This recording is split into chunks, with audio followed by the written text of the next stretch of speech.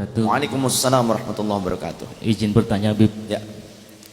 Mengenai ilmu kebatinan atau kekebalan seperti kebal bacok, kebal yang lain-lain lah. Bagaimana hukumnya menurut Islam? Apakah semua itu dianggap musyrik? Terima kasih, Bib. Assalamualaikum warahmatullahi wabarakatuh. Waalaikumsalam warahmatullahi wabarakatuh. Ilmu kekebalan, kebal bacok, apakah itu musyrik? Nah, kalau ilmu kebalnya itu dari bacaan Al-Quran ataupun dari doa minta kepada Allah, kenapa dianggap musyrik? Sedangkan kita ingin kebal dari tembakan dan bacokan, bikin produk sendiri namanya Kevlar. Kita bikin rompi anti senjata, baju anti senjata. Syirik gak makainya? Syirik gak makainya? Enggak. Kenapa? Karena produk kita, produk manusia. Kenapa kekuatan dari Allah ketika kita berdoa, membaca ayat Allah dalam Al-Quran, membaca doa dari Rasulullah SAW seperti Bismillahirrahmanirrahim la yadurru ma'asmin syai'un fil ardi wa la fis samai wasmi'ul alim, membaca doa dengan bahasa kita, minta kepada Allah, ya Rabbi, aku mohon kepada engkau kuatkan tubuhku, ya qawiyyu qawini, jangan biarkan tubuhku mudah terluka oleh senjata. Ketika kita berdoa terus menerus seperti itu contohnya, kemudian Allah ijabah, apakah itu musyrik? Orang yang bilang musyrik itu orang yang bodoh. Orang yang musyrik orang yang bodoh ya. Karena pada dasarnya jika ilmu itu adalah doa kepada Allah, maka berarti ijabahnya dari Allah. Idza arada syai'an ay yaqula lahu kun fayakun. Begitu ya. Kemudian di dalam Al-Quran juga ada sebetulnya penjelasan tentang ketika Allah memberikan kekuatan kepada para sahabat ketika mereka peperangan, dalam peperangan mereka tidak binasa oleh lawannya, oleh musuhnya, karena Allah memberikan kemenangan, Allah memberikan kekuatan kepada mereka.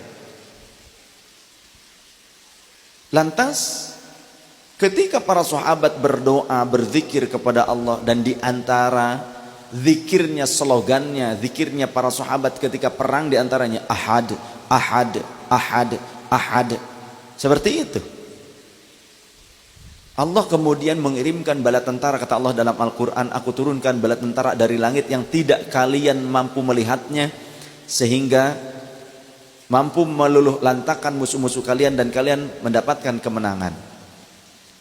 Bukankah itu juga dari Allah Ta'ala? Dan apakah pada saat itu para sahabat tidak meminta kepada Allah? Apa lantas pada saat itu Rasulullah tidak meminta kepada Allah? Apa lantas mereka tidak berzikir, tidak berdoa? Berzikir, berdoa, kemudian Allah berikan pertolongan dan kekuatan tersebut. Ketika Rasulullah SAW akan hijrah, beliau 3 hari 3 malam dikepung rumahnya di Mekah oleh orang-orang kafir Quraisy, akan membunuh Rasulullah. Tapi kemudian Rasulullah menggenggam pasir, satu genggam, membacakan beberapa ayat dari surah Yasin. Ada yang hafal?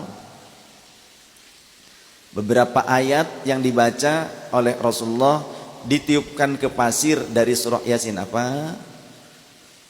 Ayo dong baca.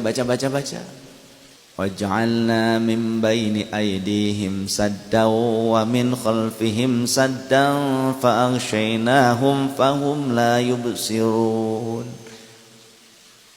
Rasulullah baca, ditiupkan ke segenggam pasir, ditaburkan.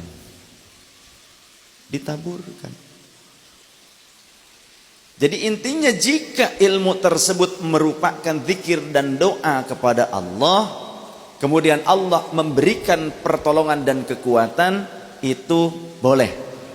Tapi jika doanya dan rapalan yang dibacanya itu adalah permintaan kepada selain Allah yang mengandung unsur kesyirikan, minta kepada dewa, minta kepada matahari, minta kekuatannya kepada batu, kepada roh-roh yang ada di pohon, hewan-hewan, contoh seperti itu, maka itu tidak boleh.